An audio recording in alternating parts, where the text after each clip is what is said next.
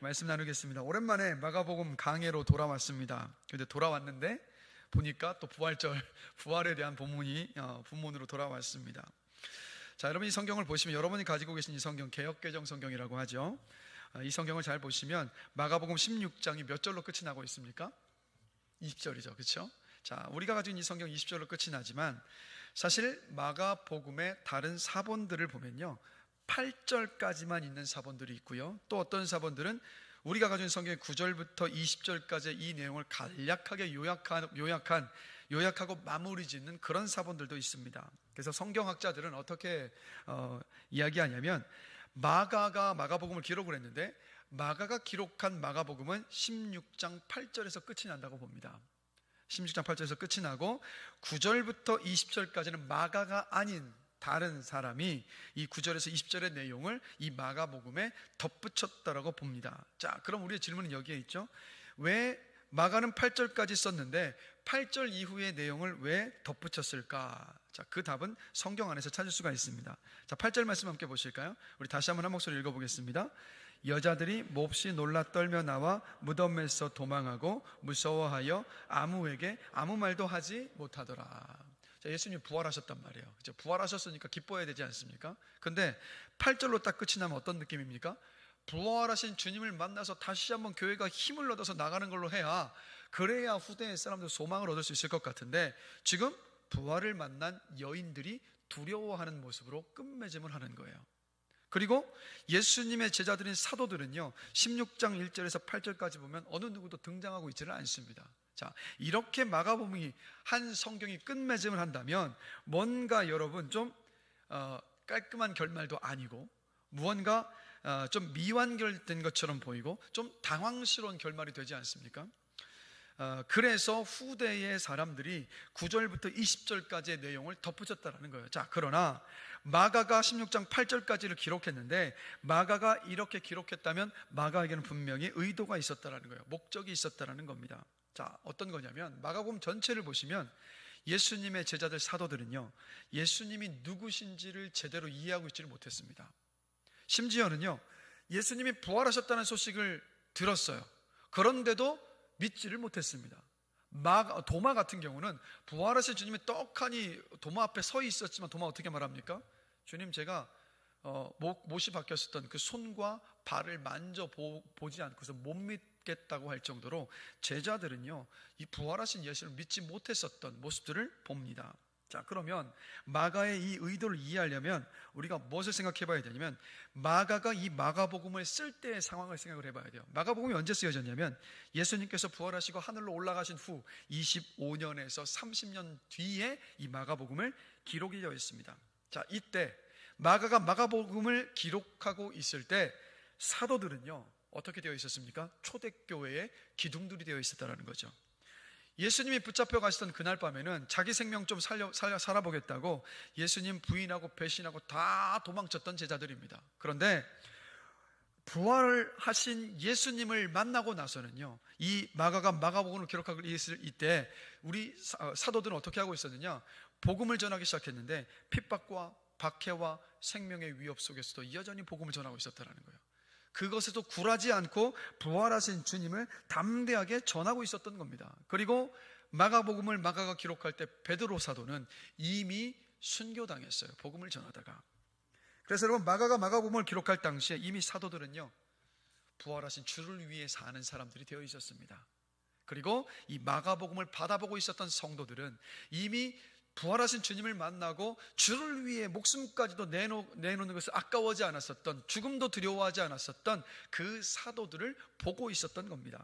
그러면 마가가 무엇을 강조하고 싶었던 거겠습니까? 바로 이겁니다. 사도들이 예수님의 부활을 경험하고 나서야 변화했다는 거예요.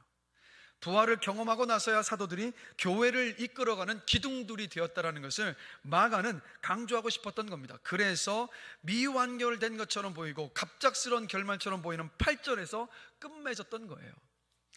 자, 여러분 부활하신 예수님을 만난 것이 제자들의 삶에 있어서요 그들의 세상을 바라보는 가치관이었던 겁니다. 그래서 이 부활하신 예수를 만난 제자들은요 이 땅을 살아갈 때 부활 신앙을 가지고 살았어요. 세상의 모든 벌어지는 일들을 부활하신 주님을 통해서 해석했었고 그 믿음을 가지고 이 땅을 살아갔던 겁니다. 그래서 교회의 기둥들이 될 수 있었고, 그래서 죽음도 두려워하지 않고 부활하신 주님을 전할 수가 있었던 겁니다. 그래서 오늘과 다음 주 2주간에 걸쳐서 부활신앙이 무엇인가에 대해서 함께 살펴보면서 은혜를 나누고자 합니다. 그래서 제 바람은 저와 여러분 안에 이 부활의 신앙이 회복이 되고 부활의 신앙을 가지고 이 땅을 살아갈 수 있게 되길 주의 이름으로 간절히 기도합니다. 자, 그럼 부활신앙이 뭐냐? 첫 번째, 부활신앙은 고난을 통해서 내가 예수님을 닮게 하시는 그 하나님을 신뢰하는 것을 말해요. 이게 바로 부활신앙이에요. 여러분, 인생은 고난의 연속입니다. 동의하십니까? 그 지난주일 사실 특송이 우리 박공현 장로님, 오순신 권사님 가정의 특송이었습니다. 온 가족이 이제 특송 연습을 열심히 하셨어요. 그런데 그만 우리 김진태 집사님, 박다정 집사님의 쌍둥이 아들 가운데 예성이가 코로나에 확진된 겁니다. 어린이집에서 옮겨서. 그래서 특송을 못하게 된 거예요. 지난주에 부득이하게. 그랬더니 준비한 특송, 그렇게 열심히 준비한 특송을 못했다고 예성이가 억울하다고, 나는 특송을 해야 되는데 왜 못하라고 해서 그렇게 억울해하고 막 울더랍니다. 그러니까 하나님께 찬양하고 싶었는데 코로나 때문에 이 찬양을, 특송을 못하는 게 예성이한테는요 큰 고난이었던 거예요. 큰 고난이었던 거예요. 근데 감사하게도 우리 예성이는 무증상으로 심하게 아프지 않고 이제 다 나아서 오늘 예배드리고 있습니다. 하나님께 얼마나 감사한지 몰라요. 여러분, 이렇게 어린 아이에게도 고난이 있습니다. 하물며 우리 다 잘 아는 우리 장성한 어른들의 삶, 우리 중고등학생들의 고난 바로 코앞에 있지 않습니까? 중간고사. 얼마나 큰 고난입니까? 시험. 우리 잘 그 고난을 극복하는 우리 중고등학생들 되시기를 주의 이름으로 축복합니다. 자, 여러분들 중고등학생들 보시면 시험철이 다가오니까 격려해 주시라고요. 기도하고 있다, 힘내, 하나님이 지혜 주신다, 평안함 주셔서 잘 감당할 거라고, 그 시험 이겨내게 하실 거라고 격려할 수 있는 우리 모두가 되기를 원합니다. 그래서 여러분, 예수 잘 믿어도요 고난은 피해가질 않습니다. 예수 잘 믿어도 고난은 와요. 인생은 고난의 연속입니다. 그래서 고난에는 내 죄로 인한 고난이 있고요, 다른 사람의 죄와 악으로 인한 고난이 있고, 구속을 기다리고 있는 이 세상의 악 때문에 당하는 고난들이 있습니다. 근데 어떤 이유이든 고난이 닥쳐오면 힘들어요. 왜 힘듭니까? 우리가 이런 질문을 던지거든요. 왜 고난을 나에게 주십니까? 라는 질문 때문에. 이 왜라는 질문이 고난을 힘들게 만들어요. 그래서 내 죄와 잘못으로 인한 고난이면 왜라는 질문에 답을 아니까 괜찮을 것 같죠? 그럼 괜찮으시던가요? 괜찮지 않습니다. 내 실수와 잘못을 위한 고난이어서 그래 마땅하지라고도 생각하다가도 우리 마음 안에 이런 생각이 들지 않습니까? 하나님, 왜 제가 그 실수와 잘못하는 거 막아주지 않으셨습니까? 왜 막아주시지 않으셨어요? 그래서 왜 이렇게 힘들게 하시는 거냐고 우리는 또다시 왜라는 질문을 던진다는 거죠. 그런데 왜 이런 고난을 주십니까? 이 질문에 좀 더 근원적인 그 밑바닥에 깔려있는 우리의 질문은 뭐냐면 이 질문이에요. 왜 나만 고난을 겪어야 합니까? 한번 돌아보세요. 여러분, 고난의 때를 지나갈 때마다 꼭 그런 생각 들지 않습니까? 나만 겪는 고난인 것 같잖아요. 나만 힘든 것 같지 않습니까? 세상 사람 다 편해 보이는데 나만 힘들고 나만 그렇게 버려두신 것 같은 것. 그래서 고난이 힘든데, 근데 한번 질문 드리고 싶어요. 정말 고난은 나만 겪고 있는 고난입니까? 아니에요. 여러분, 고난은 나만 겪는 고난이 아니에요. 하나님의 아들이신 예수님 이 땅에 오셨습니다. 근데 십자가를 지실 때 배신, 비아냥거림, 조롱, 수치, 억울함, 죽음의 공포, 실패의 두려움, 굶주림, 육체의 고통, 이별의 아픔, 버림받는 고통, 그냥 모든 인간이 다 겪을 수 있는 그 모든 고통과 고난 우리 예수님께서 다 받으셨습니다. 근데 이 예수님이 누구시라고요? 만물을 창조하신 하나님의 아들. 즉 무슨 말이냐면 예수님은 하나님이셨단 말이에요. 근데 이 하나님도 이 고난을 받으셨는데 저와 여러분들이 고난을 받지 말아야 할 이유가 있습니까? 여러분 기억하세요. 고난은 나만 겪는 고난이 아니에요. 주님도 고난을 겪으셨고 모든 사람이 고난을 겪습니다. 모든 사람이 고난을 겪어요. 그래서 이런 찬양이 있지 않습니까? 왜 나만 겪는 고난이냐고 불평하지 마세요라는 찬양이 있잖아요. 여러분 기억하십시오. 고난이 다가올 때마다, 나만 겪는 고난이라는 생각이 들 때마다, 아니다, 나만 겪는 고난이 아니라 우리 주님도 고난 겪으셨다, 다른 사람들도 고난 겪는다라고 그것을 기억하시면서 고난 속에서 너무 심하게 방황하지 않게 되시길 주의 이름으로 간절히 기도합니다. 그러니까 부활신앙으로 살았던 이 사도들은요, 이 고난에 대하여서 조금 전에 말씀드렸던 나만 겪는 고난이 아니다라는 것 사도들도 알고 있었습니다. 그런데 이것을 넘어서서 고난에 대해서 이렇게 고백을 합니다. 로마서 8장 18절입니다. 자, 함께 한 목소리를 읽겠습니다. 생각하건대 현재의 고난은 장차 우리에게 나타날 영광과 비교할 수 없도다. 아멘. 자, 고난을 무엇과 함께 말하고 있습니까? 사도 바울이 영광과 함께 말하고 있잖아요. 이 말은 뭐냐면 고난과 영광이 연관이 있다라는 거죠. 자, 로마서 8장 17절 또 보실까요? 함께 한 목소리를 읽겠습니다. 자녀이면 또한 상속자 곧 하나님의 상속자요 그리스도와 함께한 상속자니 우리가 그와 함께 영광을 받기 위하여 고난도 함께 받아야 할 것이니라. 아멘. 자, 이제 또 뭐라고 고백합니까?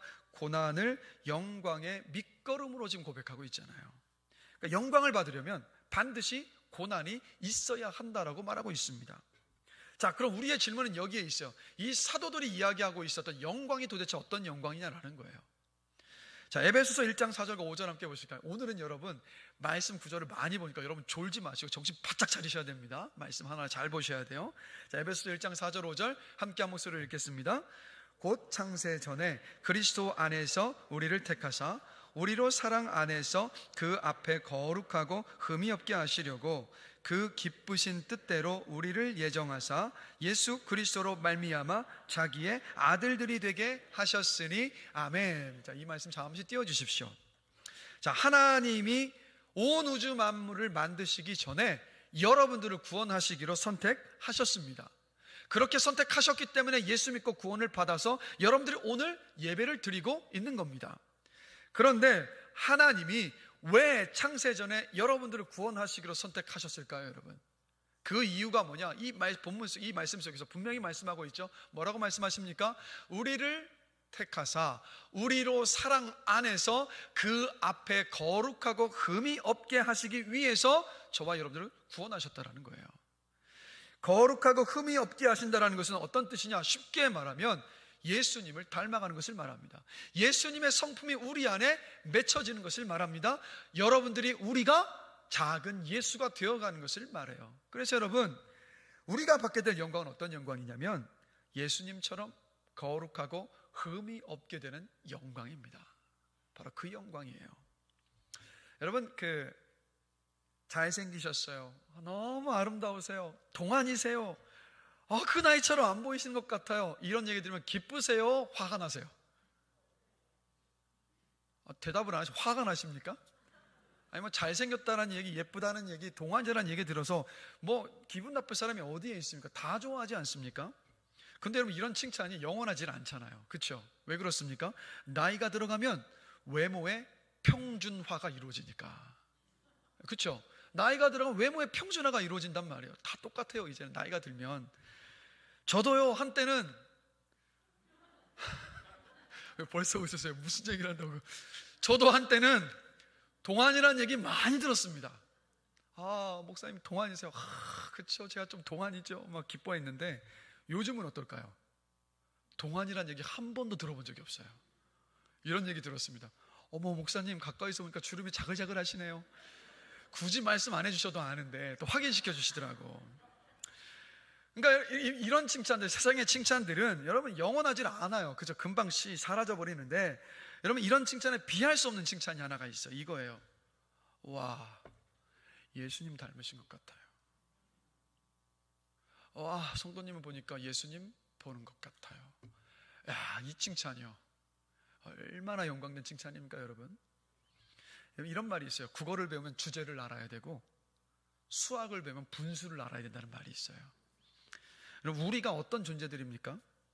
죄와 실수로 매일 넘어지고 우리 내면 안에 시기와 질투와 욕심 때문에 수도 없이 나를 힘들게 만들면서 동시에 내 주변의 사람들에게 상처와 아픔을 주는 존재가 바로 나 아닙니까, 여러분?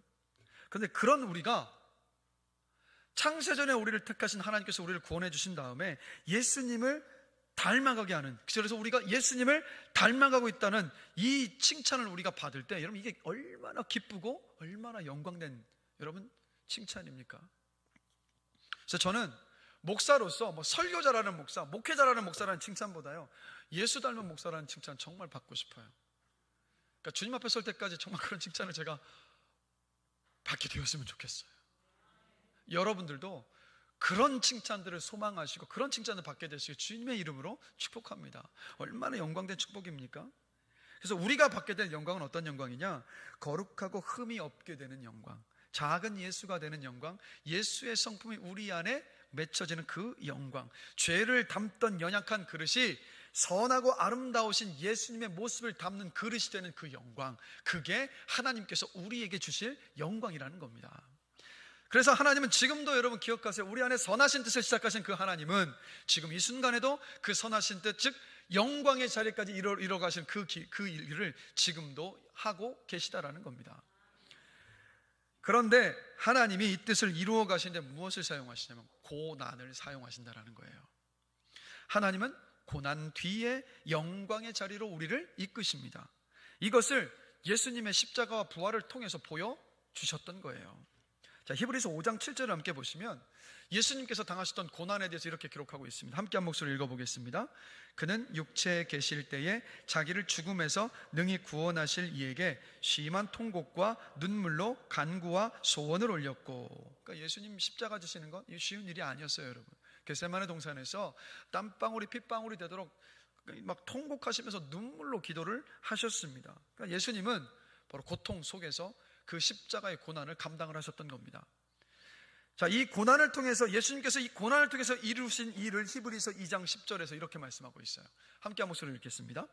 그러므로 만물이 그를 위하고 또한 그로 말미암은 이가 많은 아들들을 이끌어 영광에 들어가게 하시는 일에 그들의 구원의 창시자를 고난을 통하여 온전하게 하심이 합당하도다. 아멘. 말씀 잠시 띄워주세요. 이 말씀 한번 보실까요? 자, 만물이 그를 위하고 또한 그로 말미암은 이는 누구냐면 바로 하나님입니다. 그리고 많은 아들은 누굴까요? 바로 저와 여러분들을 말합니다. 그리고 그들의 구원의 창시자는 누구냐면 예수 그리스도를 말해요. 그럼 이 말씀의 뜻은 이렇게 되는 겁니다. 이 말씀을 풀어보면 하나님이 저와 여러분들을 영광에 들어가게 하시기 위해서 예수님을 고난을 통하여 온전하게 하셨습니다 라는 뜻이 되는 거예요. 그래서 고난을 통해서 우리 예수님도 온전해지셨습니다. 그리고 온전해지시고 난 다음에야 예수님께서 영광을 받으셨고, 고난을 지나가고 나서 온전해지신 다음에 받으신 예수님의 영광이 뭐냐? 바로 빌립보서 2장 9절에서 11절의 말씀입니다. 함께 한 목소리 읽어보겠습니다. 하나님이 그를 지극히 높여 모든 이름 위에 뛰어난 이름을 주사 하늘에 있는 자들과 땅에 있는 자들과 땅 아래에 있는 자들로 모든 무릎을 예수의 이름에 꿇게 하시고 모든 입으로 예수 그리스도를 주라 시인하여 하나님 아버지께 영광을 돌리게 하셨느니라. 아멘. 이게 주님이 받으신 영광이에요. 그래서 우리가 지금도 우리 예수님을 그리스도요 하나님의 아들로 찬양하고 예배하고 영광 돌리고 있지 않습니까? 왜 이 영광을 받으셨느냐? 고난을 통해서 우리 주님도 온전하여 지셨기 때문이었습니다. 그러니까 주님이라고 그냥 영광을 받으셨던 것이 아니라 고난을 지나고 나신 다음에 영광을 받으셨다라는 거예요. 그래서 하나님께서 예수님께서 고난 뒤에 부활의 영광을 받으셨던 것을 먼저 보여주신 목적이 뭐냐? 바로 베드로전서 2장 21절에 이렇게 말씀하고 있습니다. 다 함께 읽겠습니다. 그리스도도 너희를 위하여 고난을 받으사 너희에게 본을 끼쳐 그 자취를 따라오게 하려 하셨느니라. 아멘. 바로 이 이유 때문이에요. 그러니까 여러분, 우리는 고난이 다가오면 벌벌 떨지 않습니까? 고난의 곧자만 들려와도 막 난리가 난단 말이에요. 이거 어떻게 하냐고, 나는 이런 고난 감당할 수 없다고, 내 인생 이제 끝났다고 막 자기 연민에 빠져서 막 허우적거릴 때가 얼마나 많습니까? 근데 이런 우리의 연약함을 하나님은 미리 아시고 예수님을 통해서 보여주셨던 거예요. 그러니까 이렇게 말씀하고 계신 거예요. 봐라, 고난은 구원받은 네가 그렇게 벌벌 떨고만 있을 것이 아니야. 내 아들이 고난을 지나서 부활의 영광을 얻었어. 고난을 지날 때, 네가 고난을 지날 때 내 아들을 생각해봐라. 내 아들을 그렇게 했듯이 내가 너를 거룩하고 흠이 없는 영광된 모습으로 반드시 빚을 거야 라고 주님이 말씀하고 계시는 거예요. 여러분, 아무리 낯선 곳이어도요, 누군가 먼저 걸어간 흔적이 있으면 우리 그 길 따라갈 수 있어요. 똑같습니다. 주님이 우리 앞에 먼저 가셨어요. 십자가의 고난을 지나서 부활의 영광을 얻으셨습니다. 똑같이 부활하신 예수를 믿는 여러분에게 일어나는 고난은요, 어떤 일인지 아십니까? 여러분의 그 속 사람을 새로워지게 하는 일인 겁니다. 여러분 안에 예수님의 모습이 빚어지게 하셔서 기쁨과 영광을 누리도록 하시기 위해서 준비시키시는 과정이라는 겁니다. 그래서 여러분, 고난을 감당하는 것 쉽지 않습니다. 어려운 것 맞아요. 그러나 고난을 통해서 예수님을 닮게 하시는 하나님을 신뢰하는 믿음 안에 서셔서 그 고난을 이겨내신 여러분 되시기를 주의 이름으로 축복합니다. 고난의 때마다 여러분을 힘들게 만드는 상황, 현실 묵상하지 마시고 우리 주님을 묵상하시는 거예요. 그래, 주님 십자가의 고난을 통과하셨지, 그리고 부활의 영광의 자리까지 서셨지, 나도 부활의 주님을 믿는 믿음 안에서 하나님이 이 고난을 지나가게 하실 것이고 그 영광의 자리에 나를 세우실 거야 라는 믿음의 고백을 하시면서 이 부활신앙으로 고난을 이겨내신 여러분 되시기를 주님의 이름으로 축복합니다. 이게 바로 부활신앙이에요. 고난을 통해서 나를 성숙하게 하실 하나님을 신뢰하는 신앙. 두 번째로 부활신앙은 뭐냐? 반전의 하나님을 믿는 것이 바로 부활신앙입니다. 반전의 하나님을 믿는 것이 부활신앙. 창세기를 보면요, 그 시대의 어떤 가치관들이 있었어요. 뭐냐면, 그러니까 시대의 어떤 가치가 뭐냐? 그 시대에는 집안의 부동산과 재물은 전부 맏아들에게 다 줬습니다. 그래서 이거 성경 속에서 장자권이라고 이야기를 하죠. 여성의 가치를 또 미모와 다산으로 판단을 하던 시대였습니다. 그러니까 자녀를 몇 명이나 낳아서 몸담고 있는 부족의 얼마나 많은 일손과 병력을 기여했느냐가 중요했기 때문에 여성의 가치는 미모와 다산으로 판단을 했던 그런 시대였습니다. 자, 그런데 희한한 것은요, 이상한 것은 성경을 보면 하나님께서 쓰셨던 사람은 재산과 지위를 물려받은 맏아들이 아니라 동생이었다라는 거죠. 가인 대신 아벨이었고요, 이스마엘 대신 이삭이었고, 에서 대신 야곱이었고, 르우벤 대신 요셉과 유다였고, 므낫세 대신 에브라임이었습니다. 또 아론 대신에 모세였고요, 형들 대신에 다윗이었습니다. 자, 동생을 선택하신 것도 그 시대의 가치관을 완전히 뒤집는 일이어서 그것도 놀라운데, 그렇게 선택한 동생들이 뭔가 더 나았느냐, 형들보다 나았느냐, 또 그것도 아니에요. 너무 흠이 많은 사람들이었다라는 것. 예를 들면 야곱은 어떤 사람입니까? 좋은 말로 모략꾼이지 야곱은 사기꾼이었어요. 그 다음에 모세 같은 경우는요, 언어 장애가 있었습니다. 말하는 것을 두려워했었던 언어 장애를 가진 사람이 모세. 그런데 하나님은 이런 사람들을 택하셨다라는 거예요. 그 다음에 미모와 다산으로 여성을 평가하던 시대에 하나님은요, 젊은 하갈 대신에 100세가 가까운 사라를 선택하셨고, 미모의 라헬 대신에 볼품없었던 레아를 선택하셨고, 불임 여성인 삼손의 어머니와 사무엘의 어머니 한나를 선택하시고 일하셨습니다. 그리고 당시의 사회적 기준으로 보면 아웃사이더였고 무시받고 천대받던 사람들이었던 다말, 라합, 룻, 밧세바를 통해서 일하셨다는 것. 다말은 누구냐면 시아버지를 속이고 시아버지와 잠자리를 가진 여인입니다. 라합은 매춘부였습니다. 룻은 당시에 멸시받고 천대당하던 이방의 여인이었습니다. 밧세바는 유비년대 다윗과 가늠했던 여인. 근데 이들이 예수님의 족보에 올라 있다는 것. 하나님은 흠이 많고 약한 사람들, 그들을 통해서 구원의 역사를 이루셨다는 겁니다. 하나님은 항상 여러분 시대의 가치관을 뒤집어서 일하시는 분이시라는 거예요. 그래서 하나님의 아들이신 예수님, 이 땅에 어떻게 오셨습니까? 사람들의 기대와 정반대로 연약한 아기의 모습으로 오셨잖아요. 근데 연약한 아기의 모습으로 오신 것도 세상의 어떤 기준과 가치를 완전 뒤집는 일이었는데, 심지어 말 구유 위에 오셨어요. 그리고 가난한 목수의 아들로 자라나셨습니다. 그래서 예수님께서 장성하신 후에 공생의 사역을 시작하실 때 예루살렘 성에 들어갈 때 많은 사람들이 예수님을 환호했죠. 왜 환호했습니까? 이제 예수님이 왕좌에 높이 들리실 것이라고 생각하면서 그들의 생각과 그들의 가치관을 가지고 박수치며 환호했습니다. 그런데 그들의 기대와 또 환호와는 정반대로 예수님이 이렇게 말씀하셨어요. 요한복음 3장 14절 15절입니다. 함께 한 목소리를 읽겠습니다. 모세가 광야에서 뱀을 든 것 같이 인자도 들려야 하리니.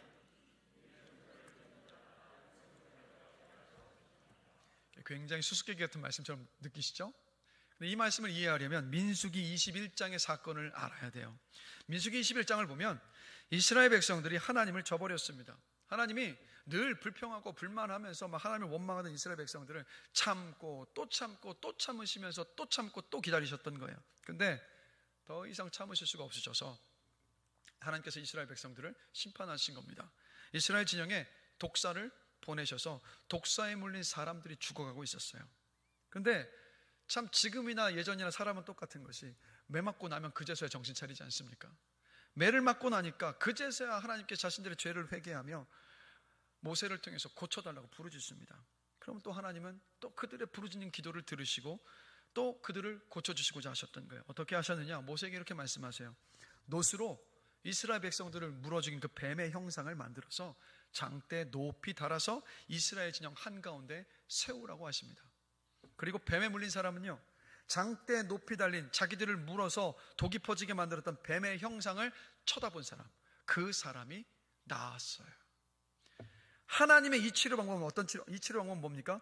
역설이지 않습니까? 애초에 그들을 병들게 했었던 그 뱀을 쳐다봐야 낫는다라는 역설의 하나님이시라는 거예요. 자, 이 사건이 의미하는 것이 뭐냐면 하나님은요, 죽음의 저주를 그냥 제거하지 않으시고 죽음의 저주를 통해서 해결하신다는 거예요. 쉽게 말씀드리면 예수님이 뱀의 장대에 들린 것 같이 자신도 십자가에 들려야 한다라고 말씀하시지 않으셨습니까? 자, 고린도후서 5장 21절을 보면 하나님이 예수님을 죄로 삼으셨다라고 말씀하고 있어요. 그리고 갈라디아서 3장 13절을 보면 그리스도께서 우리를 위하여 저주를 받은 바 되사 우리를 속량하셨다라고 말씀하고 있습니다. 자, 이게 무슨 말입니까? 이런 죄의 삭은 죽음입니다. 죄가 우리를 멸망시키기 때문에 그것을 해결하시기 위해서, 죄로 인해서 멸망당하는 우리를 구원하시기 위해서 예수님이 어떻게 하셨습니까? 예수님께서 십자가 위에서 죄가 되셨어요. 죄인 취급을 받으시면서 우리 대신 저주를 받으시고 십자가 위에서 죽으셨습니다. 그래서 십자가에 달리신 예수님은요, 당시의 로마 사람들에게는 미련함이었고요, 유대인들에게는 연약함이었고 저주받음이었습니다. 그리고 제자들에게는 실패였고 절망이었어요. 십자가의 죽음은요, 세상이 볼 때 철저한 실패였습니다. 철저한 실패. 그러나 철저하게 십자가에서 죽으신 예수님을 향하여서 세상이 비웃고 있었을 때 예수님은 3일 만에 부활하셨습니다. 여러분, 죄의 삭시 죽음인데 죽음을 이기시고 부활하셨다는 건 뭘 말합니까? 예수님이 죄를 해결하셨다는 거예요. 그래서 죄인 취급당하시면서 우리 대신 저주받고 십자가에 죽으시고 부활하셔서 우리 예수님은 우리 모두에게 구원의 문을 활짝 열어주셨던 겁니다. 세상은요, 지금도 이렇게 말하잖아요. 정신 차리고 분발해라. 바르고 착하게 인간의 도리를 다해라. 그러면 죄에서 구원받을 수 있어라고 세상은 여전히 그렇게 외치고 있어요. 그런데 이 세상의 외침과 정반대로 우리 주님은 뭐라고 말씀하십니까? 이렇게 말씀하시잖아요. 죄인인 네가 있어야 할 그 십자가 위에서 내가 너가 되어서 죽었다. 그리고 3일 만에 나는 죽음을 이기고 부활했다. 그리고 너를 향한 구원의 문을 활짝 열었다. 네가 애쓰고 노력하고 도덕적으로 살아야 구원받을 수 있는 것이 아니라 십자가에서 내가 너가 되어서 죽고 내가 3일 만에 부활했음을 믿을 때 너는 구원받을 수 있단다. 너의 열심과 노력이 필요한 것이 아니라 내 사랑과 하나님의 은혜로 너는 구원받는 거야 라고 주님은 오늘도 말씀하고 계신 거예요. 구원의 길, 다른 길은 없습니다. 오직 예수 그리스도의 십자가와 부활을 믿는 사람이 구원의 은혜를 입습니다. 그래서 십자가와 부활은요, 세상의 가치관을 뒤엎는 하나님의 지혜였던 겁니다. 그래서 바울이 십자가와 부활에 대해서 이렇게 고백을 하잖아요. 지혜 있는 자가 어디 있느냐? 선비가 어디 있느냐? 이 시대에 변론가가 어디 있느냐? 하나님께서 이 세상의 지혜를 미련하게 하신 것이 아니냐? 하나님의 지혜에 있어서는 이 세상이 자기 지혜로 하나님을 알지 못하므로 하나님께서 전도에 미련한 것으로 믿는 자들을 구원하시기를 기뻐하셨도다. 유대인은 표적을 구하고 헬라인은 지혜를 찾으나 우리는 십자가에 못 박힌 그리스도를 전하니 유대인에게는 거리끼는 것이요 이방인에게는 미련한 것이로되 오직 부르심을 받은 자들에게는 유대인이나 헬라인이나 그리스도는 하나님의 능력이요 하나님의 지혜니라. 하나님의 어리석음이 사람보다 지혜롭고 하나님의 약하심이 사람보다 강하니라. 아멘. 십자가와 부활은 하나님의 지혜였고 세상의 가치관을 뒤엎는 반전의 역사였습니다. 자, 그럼 질문 드릴게요. 제가 지금 창세기부터 예수님의 부활의 사건까지 하나님의 일하심에 대해서 지금 함께 나눴는데 공통점이 뭔지 아십니까, 여러분? 공통점 바로 이겁니다. 하나님은요, 사람의 생각대로 일하지 않으십니다. 하나님은 우리의 인생 가운데 반전의 역사를 이루시는 하나님이십니다. 사도들은요, 부활하신 예수님을 만나고 나서야 십자가와 부활을 믿는 것이 구원받을 수 있는 유일한 길이라는 것을 알았습니다. 그래서 십자가와 부활을 전하기 시작을 했어요. 십자가와 부활을 전하면서 사도들 고난이 없었느냐? 아니요. 박해와 생명의 위협과 숱한 고난들이 계속해서 다가왔습니다. 그러나 굴하지 않았죠, 제자들은. 왜 그랬습니까? 예수님의 부활을 통해서 하나님은 사람의 생각대로 일하지 않으시고 반드시 반전의 역사 이루신다는 그 믿음이 있었기 때문입니다. 그래서 그 고난을 뚫고 정면 돌파할 수 있었던 거예요. 그래서 사도들은 인생에서 반전의 역사를 이루시는 하나님을 신뢰하는 그 부활 신앙을 굳건히 붙잡고 그 신앙을 가지고 이 땅을 살았던 겁니다. 그래서 여러분, 사도행전을 보면 사도들이 막 협박과 위협에 굴하지 않고 복음을 증거했을 때 어떤 일이 있었느냐? 예루살렘 초대교회는요, 10,000명이 넘게 모였던 엄청난 게 큰 초대형 교회였습니다. 그렇게 수많은 사람들이 모이는 기적이 일어난 거예요. 그런데 스데반의 순교를 시작으로 해서 교회를 향한 대대적인 핍박이 일어났습니다. 그래서 예루살렘 교회 성도들은요, 그 핍박 때문에 다 흩어질 수밖에 없었어요. 뿔뿔이 다 흩어졌습니다. 그 뿔뿔이 흩어지는 그 상황을 보면서 어떤 사람들은 이제 교회는 끝이구나, 이제 더 이상 우리는 더 이상 교회 공동체로 모일 수 없구나, 절망하고 낙심했었겠죠. 교회가 끝이 나는 것처럼 보였던 그 순간이지만, 그러나 성경을 보면요, 그 대대적인 핍박을 통해서 이루어진 일을 사도행전 11장 19절에서 21절을 보면 이렇게 기록을 하고 있습니다. 그때에 스데반의 일로 일어난 환난으로 말미암아 흩어진 자들이 베니게와 구브로와 안디옥까지 이르러 유대인에게만 말씀을 전하는데, 그 중에 구브로와 구레네 몇 사람이 안디옥에 이르러 헬라인에게도 말하여 주 예수를 전파하니 주의 손이 그들과 함께 하심에 수많은 사람들이 믿고 죽게 돌아오니라. 분명히 눈으로 바라봤을 때 대대적인 그 핍박은 실패였어요. 그냥 교회가 끝나는 것처럼 보였습니다. 그러나 교회가 끝나는 일이 아니라 그렇게 흩어졌던 그리스도인들이 이방인들에게까지도 복음을 전하기 시작하면서 그 복음이 이방인들에게까지도 전해졌고, 그렇게 전해졌던 복음의 결과가 바로 지금 오늘 우리에게까지 와 있는 거예요. 여러분, 하나님 어떻게 하셨습니까? 반전의 역사를 이루셨던 겁니다. 자, 여러분, 우리가 고난을 지나갈 때 왜 그렇게 하나님을 서운해하고 원망하고 때때로 시험에 드는 이유는 무엇입니까? 그 이유는요, 하나님이 어떤 분이신지를 모르기 때문이에요. 내가 바라는 대로 하나님이 움직여주시지 않기 때문입니다. 내가 하나님께 맞춰야 되는데 하나님을 나에게 맞추려 하기 때문인 거예요. 내가 하나님은 이렇게 하셔야 돼, 이런 분이시라고 전해놓고 난 다음에 내 뜻대로 하나님이 움직여주지 않으시기 때문이라는 거예요. 여러분, 하나님은 우리 뜻대로 움직이시는 분이 절대 아니십니다. 하나님은 언제나 하나님의 선하신 뜻대로 움직이시는 하나님이십니다.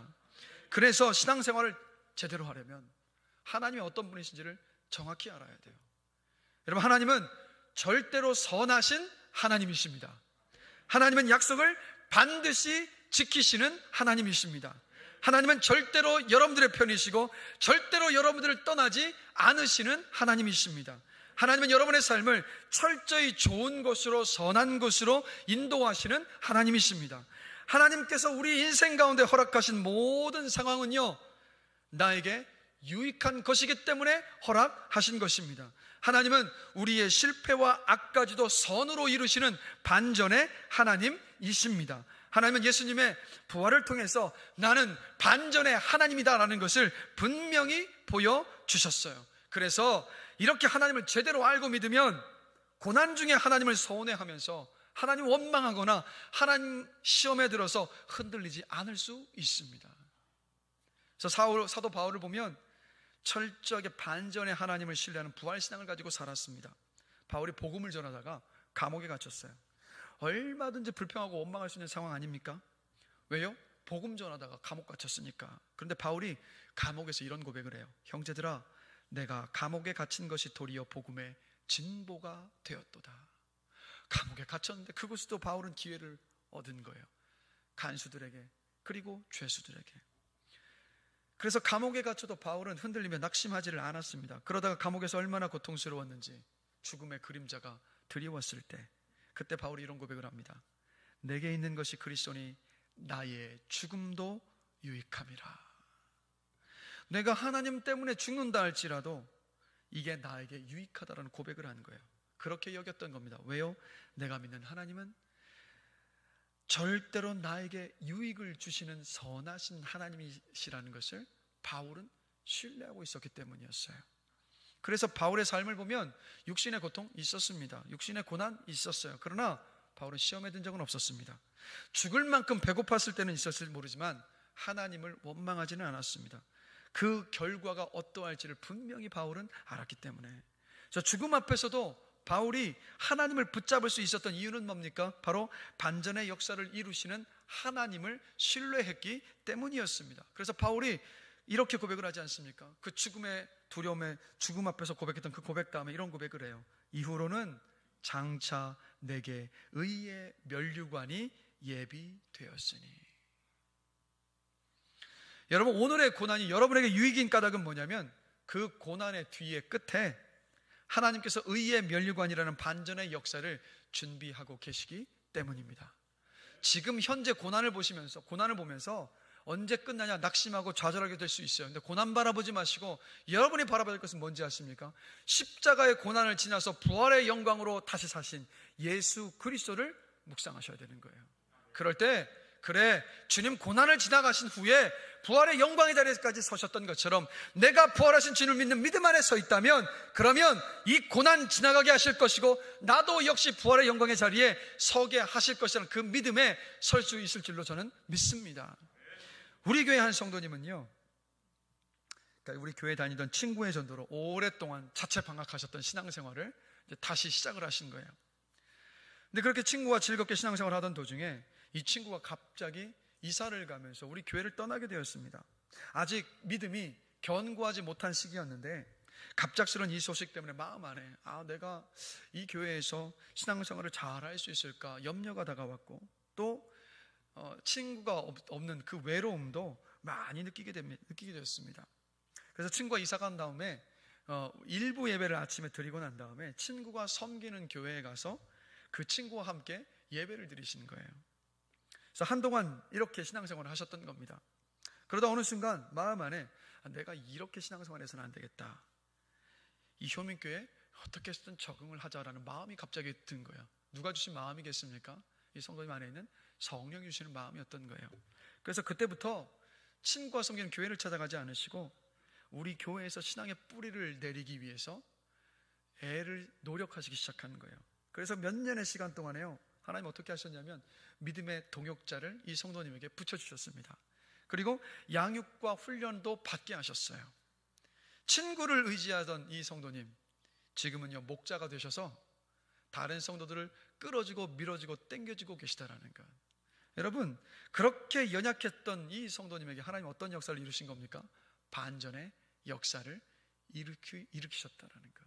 비단 이 성도님에게만 그런 반전의 역사를 일으키셨습니까? 잠깐 한번 돌아보십시오. 여러분의 인생에 고난의 때마다 얼마나 많은 하나님의 반전의 일하심이 있었습니까? 우리가 쉬이 잊어버리는 것이 문제지, 하나님은 반전의 역사를 끊임없이 우리의 인생 가운데 보여주셨고 지금도 보여주실 것이고 앞으로도 보여주시고 일하실 것을 저는 확신합니다. 우리 하나님은 반전의 역사를 이루시는 하나님, 세상의 가치관을 뒤집어서 일하시는 하나님이십니다. 예수님의 십자가 부활을 믿는 사람에게 여러분 성령을 선물로 주셨습니다. 성령이 우리 안에 계시다는 것은 어떤 뜻입니까? 부활하신 주님이 우리와 함께 하고 계시다라는 거예요.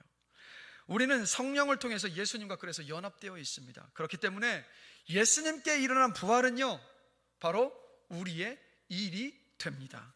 하나님의 십자가의 죽음 뒤에 부활의 반전의 역사를 이루셨던 것처럼 여러분의 삶 가운데 고난이 있습니까? 고통의 때를 지나가시고 계십니까? 반드시 그 때를 지나고 난 이후에 영광의 자리에 여러분을 세우실 줄로 저는 확신합니다. 이 믿음으로 살아가신 여러분 되시길 주님의 이름으로 간절히 축원합니다. 자, 말씀을 마무리하겠습니다. 부활신앙은 뭡니까?